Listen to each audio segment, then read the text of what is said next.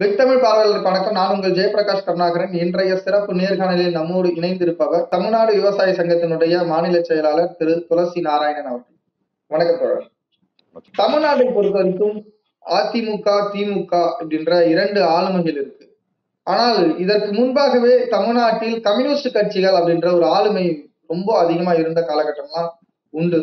Communist கட்சிக்காரங்க தான் அதிகமா களத்துல இறங்கி போராடுவாங்க.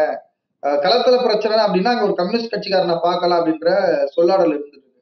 ஆனா சமீப காலமாக அது இயக்கங்கள் ஆனாலும் சரி அல்லது அரசியல் கட்சிகள் ஆனாலும் சரி, கம்யூனிஸ்டுகளுடைய அந்த பெரும் பங்களிப்பு என்பது ரொம்ப குறைந்திருக்கு. அல்லது அவங்க ஒரு சீட்டுக்கு 2 சீட்டுக்கு திராவிட கட்சிகளோட போய் சேர்ந்துட்டாங்க, காசுக்காக போய் சேர்ந்துட்டாங்க அப்படின்ற ஒரு குற்றச்சாட்டும் இருக்கு. இதை நீங்க எப்படி பாக்குறீங்க தோழர்? அதாவது ஏற்கனவே இருந்ததை காட்டிலும் இப்போ நாங்க பலமடைந்திருக்கிறோம் என்பதுதான் என்னுடைய பாயிண்ட். ஒண்ணு, நீங்க சொன்ன மாதிரி ஒரு சீட்டுக்கு 2 சீட்டுக்கு திராவிட கட்சிகளோடு சமரசம் செய்து கொண்டிருக்கிறார்கள் கம்யூனிஸ்டுகள். அந்த போக்கு என்றைக்கும் இல்லை. நீங்க கொரோனா காலகட்டத்திலே பாத்தீங்க அப்படின்னு சொன்னா அதிகமான மூமெண்ட்ஸ், வீட்டை விட்டு வெளியே வரக்கூடாது என்கின்ற ஒரு நிர்பந்தம், ஒரு பயம், ஒரு அச்சம் இருந்த காலகட்டத்திலேயே கூட கூடுதலான அதிகமான இயக்கங்களை நடத்திய ஒரு இயக்கம் எது அப்படின்னு சொன்னா எங்களுடைய கம்யூனிஸ்ட் கட்சியை சார்ந்த அமைப்புகள் தான். இதுல மாற்று கருத்து சொல்ல முடியாது. ஏன் இப்ப அந்த பிம்பம் வந்தது? இப்போ நேஷனல் தெர்மல் என்டிசிஎல் தொழிலாளர்கள் ஏறக்குறைய 3000 பேர் நிரந்தரப்படுத்தப்பட வேண்டியது தொழிலாளர்கள். நிரந்தரமாக்க வேண்டிய கடமை யாருக்கு இருக்கிறது அப்படின்னு சொன்னா திமுகவினுடைய அரசுக்கு தான் இருக்கிறது. அதை எதிர்த்து களமாடியவர்கள் கம்யூனிஸ்டுகள். இப்போ ரீசெண்டா அத்திப்பட்டுல இருக்கக்கூடிய என்டிசிஎல் தொழிலாளர்களை நிரந்தரமாக்க வேண்டும் என்று ஏறக்குறைய ஒரு 15 நாட்கள் தொடர்ந்து உண்ணாவிரதம், நிறைவாக கோட்டையை நோக்கி ஒரு பேரணி. ஒண்ணு. அதே மாதிரி 2வது, தொழிலாளி வர்க்கம் எங்கெல்லாம் நசுக்கப்படுகிறது அங்கெல்லாம் அனுதினமும், நீங்க காஞ்சி மாவட்டத்துல எல்லாம் பாத்தீங்க, செங்கல்பட்டு மாவட்டத்துல, திருவள்ளூர் மாவட்டத்துல எல்லாம் பாத்தீங்க அப்படின்னு சொன்னா சிஐடியு சார்பாக போராட்டம் நடத்தாத நாள் என்று ஒன்று இல்லை. அதாவது தொழிலாளர் நல சட்டங்களை அமுலாக்க வேண்டியது மாநில அரசு. தொழிலாளர் சட்டங்களை ப்ராப்பராக, முறையாக அமுல்படுத்தாத ஒரு காலகட்டத்தில் மாநில அரசு தலையிட வேண்டும் என்று குரல் கொடுக்கக்கூடியவர்கள், வீதியிலே வாதாடக்கூடியவர்கள் கம்யூனிஸ்டுகள் தான். அடுத்தது, தேர்ட், நம்பர் 3, வளர்ச்சி என்கின்ற பெயரில் கிராமங்களில் உள்ள நிலங்கள் தேவைப்படுகிற போது, மாநில அரசுக்கு தேவைப்படுகிற போது அல்லது ஒன்றிய அரசுக்கு தேவைப்படுகிற போது, அந்த நிலங்களை மாநில அரசோ அல்லது ஒன்றிய அரசோ எடுக்கிற போது, கையகப்படுத்துகிற போது, அவர்களுக்கு உரிய நஷ்ட ஈட்டை வழங்க வேண்டும் என்கின்ற கோரிக்கையை முன்வைத்து வலுவான இயக்கங்களை செய்தது கம்யூனிஸ்டுகள் மட்டும்தான். தொழிலாளர்களை நிரந்தரப்படுத்தப்பட வேண்டும் என்று போராடியவர்கள் நாங்கள் மட்டும்தானே தவிர வேறு எவரும் இதில் சொந்தம் கொண்டாட எவரும். அதே மாதிரி கிராமப்புற விவசாயிகள் பாதிக்கப்படுகிற போது, விவசாய தொழிலாளர்கள் பாதிக்கப்படுகிற போது, அவர்களுக்கு 100 நாள் வேலையில் அந்த கடன், அந்த சம்பள பாக்கி வராத போது அவர்களுக்கான குரலை எழுப்பக்கூடியவர்கள், களமாடியவர்கள் கம்யூனிஸ்டுகளாகத்தான் இருக்க முடியுமே தவிர வேறு எவரும் இருக்க முடியாது. அதே மாதிரி கிராமங்களில் வீதி வீதி தெரு வசதி வேண்டும், தெருவிளக்கு வசதி வேண்டும், மின்சார வசதி வேண்டும், மற்ற அடிப்படை வசதிகளை கோரி எங்களுடைய மாதர் அமைப்புகள் தான் போராடுகிறது, எங்களுடைய வாலிபர் அமைப்புகள் தான் போராடுகிறது, எங்களுடைய விவசாயிகள் சங்கங்கள் தான் போராடுகிறதே தவிர வேறு எவரும் மற்றவர்கள் போராடலாம், ஆனால் எங்கள் அளவுக்கு மற்றவர்கள் போராடவில்லை என்பதுதான் எங்களுடைய இது. என்னோட கேள்வி என்னன்னா, இப்படி தொடர் போராட்டங்களை இருக்கிற நீங்க ஒரு அதிகாரத்தின் பகிர்வுல சேரலையோ அல்லது அதிகார இடத்திற்கு சேராம போயிட்டாங்களோ? இன்னமும் அது முன்னாடி வச்ச கேள்விதான்.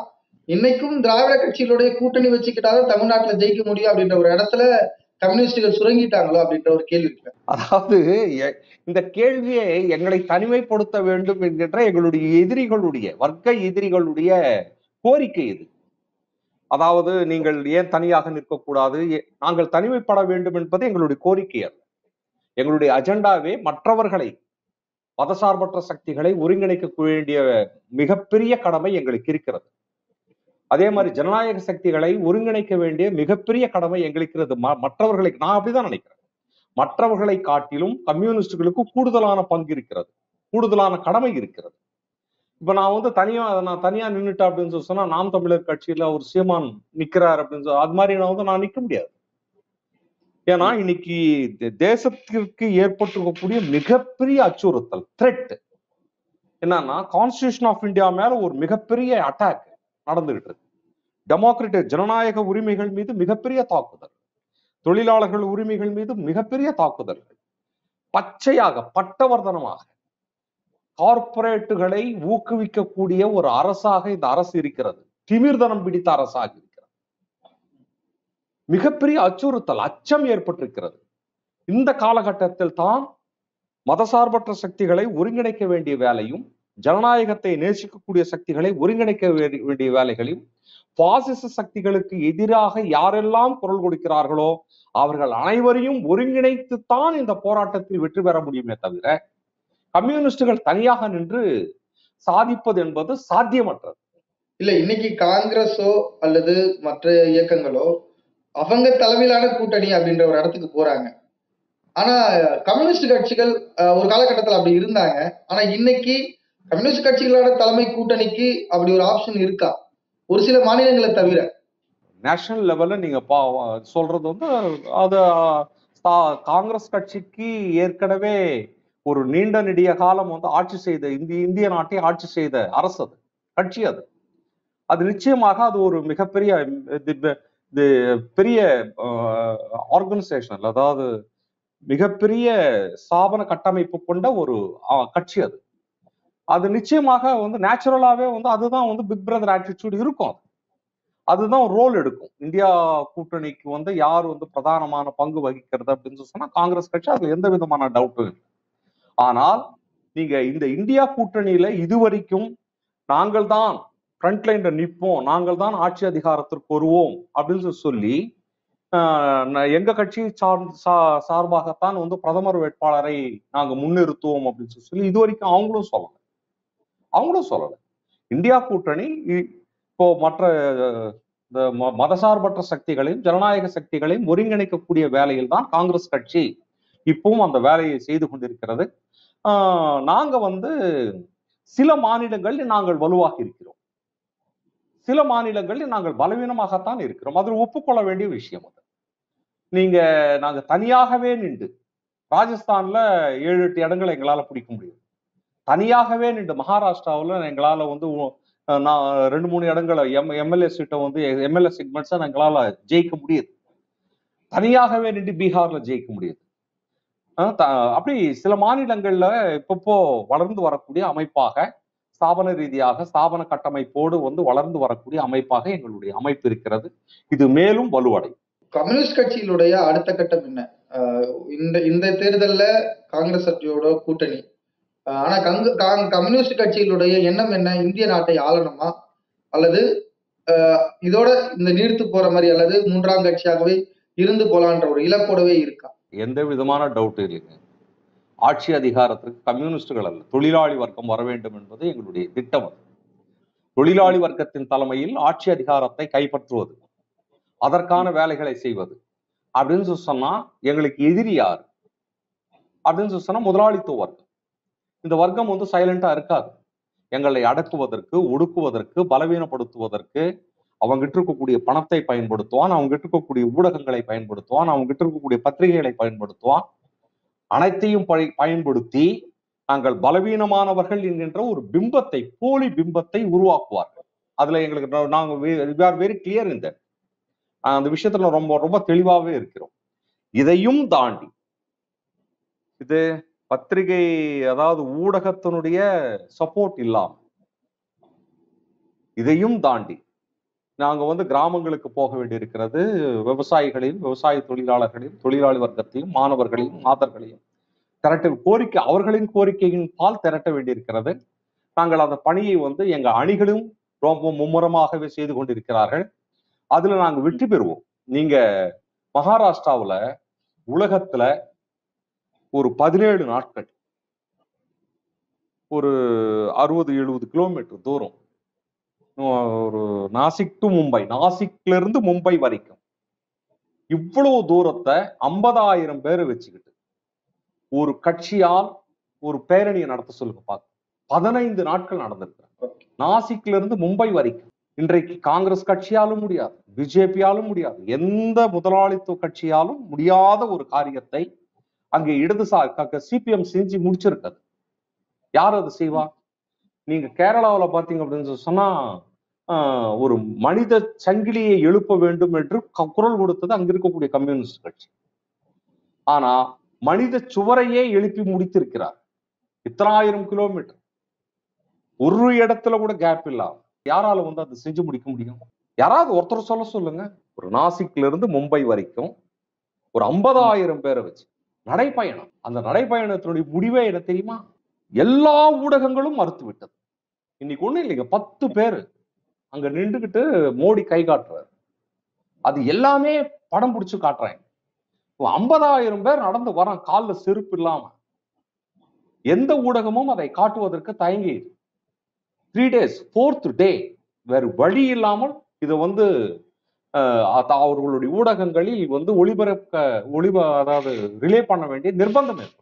அதனால நாங்க பலவீனப்பட்டிருக்கிறோம் அப்படின்னு சொல்லுவது என்பது ஏற்க முடியாத ஒரு இது. இந்த கேள்வி முன்வைக்கிறதுக்கு காரணம் என்னன்னா, இப்போ மேற்கு வங்காளத்துல மம்தா பானர்ஜி அவர்கள் திரிணாமுல் காங்கிரஸ் அங்கிருந்த கம்யூனிஸ்டுகளை தாண்டிதான் ஜெயிச்சு வராங்க. ஆனா இன்னைக்கு கம்யூனிஸ்டோடைய நிலைமை என்னவா இருக்காங்க அப்படின்றது ஒண்ணு இருக்குல்ல. இன்னைக்கு காங்கிரஸ் தலைமை எடுத்துதான் கூட்டணி நடத்துது, பாஜக ஒரு கூட்டணி வைக்குது, திரிணாமுல் காங்கிரஸ் ஒரு தரப்புல நிக்கிறாங்க. ஆனால் அங்க இருந்த கிட்டத்தட்ட ஒரு 27 ஆண்டுகளுக்கு மேலாக ஆட்சி செய்த கம்யூனிஸ்டுகள் என்ன ஆனார்கள், அவங்களுடைய நிலை என்ன அப்படின்றது ஒரு கேள்வி இருக்குல்ல. அதனாலதான் அந்த திரும்பவும் அந்த கேள்வி முன்வைக்கிறேன். நான் ஏற்கனவே சொன்னதுக்கு, அதாவது அவ்வளவு லேசாக வந்து எங்களால் அரசியல் செய்யறதுக்கு எதிரி வர்க்கம் வந்து அவ்வளவு லேசா விட மாட்டாங்க. அதாவது நந்திகிராம்ல ஒரு மொத்தமே ஒரு போலி பிம்பத்தை தான் உருவாக்கினார். நாங்க அவ்வளவு டிஃபென்சிவா தான் அந்த இஷ்யூவை வந்து நாங்க ஹேண்டில் பண்றோம். அவனே வந்து சிபிஎம் குடி எடுத்துக்கிறான், அவனே சொல்றான் அது நாங்கள் சுடுற மாதிரி, நாங்க ஃபயர் பண்ற மாதிரி, நாங்க சாமானிய ஜனங்களை வந்து கொலை பண்ற மாதிரி இப்படி ஒரு பிம்பத்தை உருவாக்கிட்டு அது அந்த மீடியாவில் அழகா ப்ரொஜெக்ட் பண்ணிட்டான். இதுல யாரெல்லாம் ஒன்னா சேர்ந்தான்? எங்களுடைய எதிரி வர்க்கம் அனைத்தையும் ஒன்றாக இணைத்துக் கொண்டார், எல்லாரையுமே. ஆனா நாங்க சொல்லக்கூடிய உண்மையை ஒளிபரப்புவதற்கு சொல்லுவதற்கு எந்த ஊடகமும் முன்வரவில்லை. ஆகவே சிபிஎம் அப்படின்னு சொன்னா அது கொலைகார பாவிகள், சாமானிய ஜனங்களை வந்து சுரண்டக்கூடிய ஒரு கட்சி, அது சுடக்கூடிய கட்சி, ஃபயரிங் பண்ற கட்சி அப்படின்ற ஒரு பிம்பத்தை உருவாக்கி அதுக்கு வந்து இந்த மீடியாவை அழகா பயன்படுத்தினாங்க. அவர்களுடைய வாதம், அவர்கள் முன்வைத்த வாதம், அவர்கள் போலியாக முன்வைத்த வாதம் வந்து எடுபட்டது. எங்களுடைய வாதம் எடுபடாமல், பணபலம், ஊடக பலம், போலி பிம்பத்தை உருவாக்கக்கூடிய பலம், இப்படி சகல பலங்களும் ஒன்றாக சேர்ந்தது. இல்ல அன்னைக்கு அந்த ஆட்சியை வந்து மாற்றுவதற்கான ஒரு வாய்ப்பு அமைஞ்சது. ஆனால் அதன் பிறகு கம்யூனிஸ்ட் கட்சி அங்க இல்லாமையே போகுது இல்ல. அப்போ அங்க இருக்கிற லீடர்ஸ் எல்லாம் என்ன ஸ்ட்ராங்கா ஆகலையா அப்படின்ற ஒரு கேள்வி தொடர்ந்துட்டே இருக்கு. பெங்கால்ல இப்போ ஒரு ரேலி நடத்திருக்கோம். 2 மாவட்டத்தை மட்டும் ஆர்கனைஸ் 8 லட்சம் பேர் ஆர்கனைஸ் ஆகும். 2 மாவட்டம். இப்ப நீங்க தமிழ்நாட்டுல வந்து பேரணிக்கு ஆட்களை திரட்ட வேண்டும் என்று சொன்னால் வாகனங்களை ஏற்பாடு செய்ய வேண்டும், மற்றது ஏற்பாடு பண்ணும் மற்ற கட்சிகள். எங்களுக்கெல்லாம் அதெல்லாம் அப்படியெல்லாம் இல்லை. ஸ்பான்டேனியஸா ஜனங்க வரணும். வரல அப்படின்னு சொன்னா எங்களுடைய பேரணி வந்து டோட்டலா ஃபிளாப் ஆயிடும். அங்க வந்து ஒரு 7-8 லட்சம் பேரை வந்து 2 மாவட்டங்கள்ல இருந்து வந்து எங்களால் ஆர்கனைஸ் பண்ண முடியுது அப்படின்னு சொன்னா அங்க வந்து மீண்டும் ஆர்கனைசேஷன் எமர்ஜ் ஆகுதா அல்லது வந்து சுருங்கி போயிட்டு இருக்கா அப்படின்னு சொன்னா எமர்ஜ் ஆயிட்டு மேலும் மேலும் எழுந்திருச்சு வரும். அதுல எந்த விதமான டவுட்டும் இல்லை. அதனால வந்து பெங்காலை பத்தி கவலைப்பட வேண்டிய அவசியம் இல்லை. 2வது திரிபுரா. நீங்க தமிழகத்தில் அரசியல் இருக்கிற மாதிரி திரிபுராவில் இருக்காது. தமிழகத்தில் இருக்கிற மாதிரி ஒரு சாஃப்ட் பெடலிங் வந்து பெங்கால்ல இருக்காது. தமிழகத்தில் அரசியல் பண்ற மாதிரி நீங்க பீகார்ல பண்ண முடியாது. அங்க எல்லாமே வந்து துப்பாக்கி கன்ஸை வச்சுக்கிட்டு தான் வந்து போலிங் பூத்தே வந்து கேப்சர் பண்ணுவாங்க. இங்கெல்லாம் அப்படி இல்லை. சாயங்காலம் ஒரு 4 மணிக்கு இப்போ டிஎம்கே அங்க யாரும் ஒரு டிஎம்கே கேடரும் இல்லை அப்படின்னு சொன்னா, ஏதோ ஒன்னு 2 பேர் இருந்தாங்கன்னா, சேப்பா நீ கிளம்பு அப்படின்ற மாதிரி நிதானமா சொல்லி, மாப்பிள்ள நீ கிளம்பு நான் பாத்துக்கிறேன் அப்படிம்பா. இல்ல 1 2 ஏடிஎம்கே காரர் இருந்தாங்கன்னா, சரி மாப்பிள்ள சைலண்ட் ஆயிடு அப்படின்னு சொல்லி இவனும் சொல்லுவான். அப்படி ஏதாவது 1 2 இங்க நடக்கலாம். நீங்க தெலங்கானாவில் அப்படி பண்ண முடியாது. இதை விட கொடூரம் பீகார், இதை விட கொடூரம் பெங்கால், இதை விட கொடூரம் திரிபுரா. நீங்க ஒரு ஒரு இப்போ ரீசெண்டா வந்த செய்தி சொல்றேன். திரிபுராவுல ஒரு நாடு ஒரு தேர்தல் சொல்றாங்கல்ல, சொல்றது பிஜேபி தானே. திரிபுரா மாநிலத்துக்கு 2 பாராளுமன்ற தொகுதி தான். 2 பாராளுமன்ற தொகுதிக்கு ஒரு பாராளுமன்ற தொகுதிக்கு ஒரு முறை, 2வது பாராளுமன்ற தொகுதிக்கு ஒரு மாசம் கழிச்சு இன்னொரு. ஏன் நடத்த முடியாதா? இங்க இருக்கிற பிஜேபி காரங்களை கேட்க விரும்புறேன் நானு. 40 தொகுதி சூப்பரா ஒரே நாள் அழகா நடத்தி முடிக்க முடிச்சது. அங்க நடத்த முடிக்க முடியல.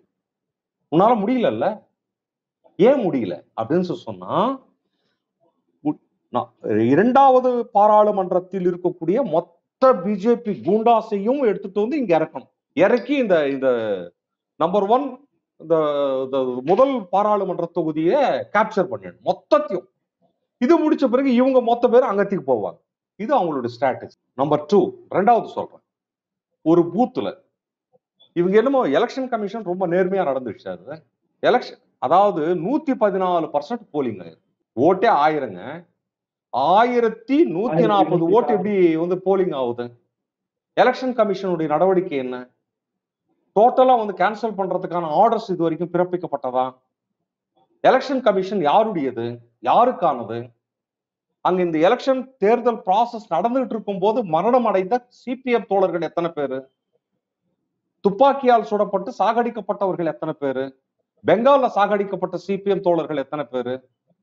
அதே மாதிரி நாங்க பீகார்ல சாகடிக்கப்பட்ட தோழர்கள் எத்தனை பேரு? Working in the CPM is not such an easy job, easy thing. அது வந்து அவ்வளவு கேட்கலாம் ஒண்ணும் இல்லை. உயிரை அர்ப்பணித்துக் கொண்டு தான், உயிரை தியாகம் செய்து தான், உயிரை பணைய வைத்துத்தான் இந்த தேர்தல் பணி. இப்ப நான் எங்களுக்கு வந்து பெங்கால் தோழர்களுக்கு ஒரு எலெக்ஷன் வருது அப்படின்னு சொன்னா அவங்க முடிவெடுத்துருவாங்க. உயிர் நம்மளது இல்லை. காலையில கிளம்பி போறோம் வீட்டுல இருந்து, சாயங்காலம் உயிரோட வந்தாலும் வரலாம், வராமலையும் போகலாம். இப்படிதான் ஒவ்வொரு சிபிஎம் தோழரும் வீட்டை விட்டு வெளியில போயிட்டு இருக்காங்க. பெங்கால்ல இது நடக்குது, பீகார்ல நடக்குது, திரிபுராவில நடக்குது. ஏன் நாங்க ஆட்சி செய்யக்கூடிய கேரளா, ஆர்எஸ்எஸ்க்கு யாரு மெயின் எதிரி? அங்க இருக்கக்கூடிய பிஜேபிக்கு யாரு எதிரி? எதிரி தாக்குதல் அப்படின்னு சொன்னா சும்மா அடிச்சுட்டு போறது இல்லை, சாகடிச்சுட்டு போயிடுறாங்க. இது திரிபுராவுல வந்து ஒரு இது. அப்புறம் காஷ்மீர்ல ஒரே பாராளுமன்ற தொகுதி, ஒரு பாராளுமன்ற தொகுதிக்கு 4 கட்டமா தேர்தல்.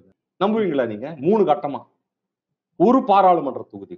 அதாவதுங்க சிபிஎம் வளருவது என்பது அவ்வளவு லேசா வந்து உங்களெல்லாம் வந்து எங்களுடைய எதிரிகள் வந்து அவ்வளவு லேசா எல்லாம் விடவே மாட்டாங்க. நாங்க அன்காம்ப்ரமைசம், சமரசமற்ற ஒரு போர், சமரசமே இல்லை இந்த போரில். நாங்கள் சமரசம் செய்து கொள்வதற்கு தயார். யாரோடு சமரசம் செய்து கொள்வதற்கு தயார்? ஜனநாயக சக்திகளோடு சமரசம் தேவைப்பட்டால் செய்து கொள்ளும். மதசார்பற்ற சக்திகளோடு மதசார்பின்மையை பாதுகாப்பதற்கு சமரசம் செய்து கொண்டு சில இடங்களில் சமரசம் செய்து கொள்ள வேண்டிய நிர்பந்தம் எங்களுக்கும் ஏற்படுகிறது. ஆனால் பாசிச சக்திகளோடு, வர்க்க எதிரிகளோடு எந்த காலத்திலும் சமரசம் இல்லை. அதுக்குதான் சிபிஎம் அப்படின்னு சொன்னா எரிச்சல், இரிட்டேஷன், கோபம், ஆவேசம். வளரவே கூடாது என்கின்ற ஆதங்கம். வளராமல் இருப்பதற்கு சகல வித்தைகளையும் சகல முயற்சிகளையும் எங்களுடைய வர்க்க எதிரிகள் செய்து கொண்டிருக்கிறார்கள். அதற்காகத்தான் அவர்களுக்கு இப்போ இதுக்கு முன்னாடி எல்லாம் நாங்க ஒரு ஆர்ப்பாட்டம், ஒரு போராட்டம் பண்ணா பத்திரிகையில செய்தி மற்றதெல்லாம் வரும். பல்வேறு ஊடகங்களில் எங்களுடைய கலந்துரையாடல் வரும், எங்களுடைய டிபேட் வரும், எங்களுடைய விவாதம் வரும். இப்ப மோடி வந்த பிறகு அதெல்லாமே வந்து குறைஞ்சிருக்கு. எங்களுடைய பாயிண்ட் ஆஃப் வியூவை என்ன எக்ஸ்பிரஸ் பண்றதுக்கான இடமே மீடியா தானேங்க. அந்த மீடியாவுல வந்து இடமே இல்லாமல் ஆக்கக்கூடிய ஒரு முயற்சியும் வந்து மோடி இப்ப பண்ணிட்டு இருக்கிறார். இவ்வளவு பெரிய மூவ்மெண்ட் அந்த கேரளாவில் நடந்தது, அதே மாதிரி மகாராஷ்டிராவில் நடந்தது, அதே மாதிரி ராஜஸ்தான்ல நடந்தது. எவ்வளவு பெரிய மூவ்மெண்ட். ஏன் அந்த மூவ்மெண்ட்ஸை வந்து நீ ப்ரொஜெக்ட் பண்ணல? நீ ஒரு 50 பேர் வச்சுக்கிட்டு ஒரு ஆர்ப்பாட்டம் பண்ணா, அண்ணாமலை ஆர்ப்பாட்டம் பண்ணா அது எல்லா பத்திரிகையிலும் வந்து பிரதானமான செய்தியாக வருகிறது. இதே 5000 பேர் வச்சுக்கிட்டு எங்களுடைய கே பாலகிருஷ்ணன் ஒரு போராட்டம் பண்ணா அது சென்னை மாவட்ட செய்திகள்ல மட்டும்தான் வருது. ஏன்? அதுக்கு அந்த வர்க்க பார்வை வந்து பின்னாடி இருக்கு. அந்த வர்க்க பார்வையை பேஸ் பண்ணி தான் வந்து இதெல்லாமே நடக்கும். ஸோ நீங்க உங்களுடைய கேள்வி, நீங்க வந்து பலவீனப்பட்டு போயிருக்கிறீங்க திமுகவோடு அல்லது அதிமுகவோடு அணி மாறி சேர்ந்துகிட்டே இருக்கிறீங்க. நீங்க வந்து ரொம்ப லிமிட்டட் ஆயிட்டு இருக்கிறீங்க அப்படின்னு சொல்லி உங்களுடைய கேள்வி இருக்கு. லிமிட்டடே ஆகல. எங்களுடைய போராட்டங்களுடைய வீரியம் கூடுதலாயிருக்கிறது. அது காலத்தின் கட்டாயமும் இப்போ 3 வேளாண் சட்டங்களை கொண்டு வந்த உடனே 3 வேளாண் சட்டங்களை நாடாளுமன்றத்தில் கொண்டு வந்த மறுநாளைக்கு மறுநாள் அந்த சட்டங்களை தீயிட்டு கொளுத்தியது யார் அப்படின்னு சொன்னா அகில இந்திய விவசாயிகள் சங்கம் தான், செங்குடி இயக்கம் தான். இன்னைக்கு கொண்டு வராருங்க, நாளை மறுநாள் கொரோனா பீரியட்ல வீட்டை விட்டு வெளியில வரக்கூடாது அப்படி இப்படி ஒரு கடுமையான நிர்பந்தம் இருந்த போது அந்த சட்டங்களை வந்து தீயிட்டு கொளுத்தியது யார்? நாங்க தான். தொழிலாளர் இந்த 4 லேபர் கோடு அது வந்து நரேந்திர மோடி அரசு வந்து அறிமுகப்படுத்திய போது, அது கொண்டு வருவதற்காக துடித்த போது அதை எதிர்த்து ஒரு மிகப்பெரிய கிளர்ச்சியை செய்தது யார்? எங்களுடைய சிஐடியு தான், எங்களுடைய ஏஐடியூசி தான். ஆகவே நாங்க வந்து ரொம்ப சைலண்டா இருக்கிறோம், ஃப்ரீஸ் ஆயிட்டு இருக்கிறோம் அப்படின்ற மாதிரி அந்த பிம்பம் ஏற்பட்டிருக்கிறது. கட்டாயமா நீங்க சொல்றது வரை அது ஒரு பிம்பம் தான் அந்த கிரியேட் ஆயிருக்கு. பட் ஆனா ஃபீல்டுல வந்து ஒர்க் பண்ணிட்டு தான் இருக்கோம் அப்படின்றத சொல்றீங்க. அதுவும் நீங்க சொல்லும் போது மிக முக்கியமான ஒரு வார்த்தையை சொன்னீங்க. எங்களுடைய தொண்டர்கள் அல்லது தோழர்கள் களத்துல வந்து உயிரோட விளையாடிட்டு இருக்காங்க. உயிர் வந்து முன்னாடி வச்சுக்கிட்டு தான் அவங்க போராடிட்டு இருக்காங்க அப்படின்ற விஷயத்த முன்வைத்தீங்க. ஆமாம், பல இடங்கள்ல கம்யூனிஸ்ட் கட்சியின் தோழர்கள் வந்து உயிர் தியாகம் பண்ணி தான் இன்னைக்கு பல மாநிலங்கள்ல கம்யூனிஸ்ட் கட்சி இன்னும் நிலுவையில அப்படியே இருந்துட்டே இருக்கு. கட்டாயம் மிக தெளிவான பார்வை சார் இது. இன்னைக்கு கம்யூனிஸ்ட் கட்சியினுடைய தேவை என்ன, எங்கெல்லாம் அவங்க போராடிட்டு இருக்காங்க, எப்படி போராடிட்டு இருக்காங்கன்ட்டு ஒரு ஒரு மாணவனா இதை கேட்கும் பொழுதே ரொம்ப வியப்புக்குரிய தகவலை நீங்க கொடுத்தீங்க. கட்டாயம் நேயர்களுக்கும் இதன் மூலமாக கம்யூனிஸ்ட் கட்சி எப்படி இருக்கு, அவங்க ஃபீல்டுல என்னவா இருக்காங்க அப்படின்றது, வெறும் தேர்தல் அரசியல் மட்டுமல்ல, இயக்க அரசியல்ல கம்யூனிஸ்ட் கட்சி எந்த அளவுக்கு வீரியமா செயல்பட்டு இருக்காங்க அப்படின்றத எடுத்து வைத்தீங்க. ரொம்ப நன்றி சார். உங்களுடைய நேரத்தை கொடுத்து மிக ஆழமான கருத்துக்களை பதிவு பண்ணீங்க. உங்களுடைய நேரத்துக்கும் உங்க கருத்துக்கும் மிக்க நன்றி. நன்றி.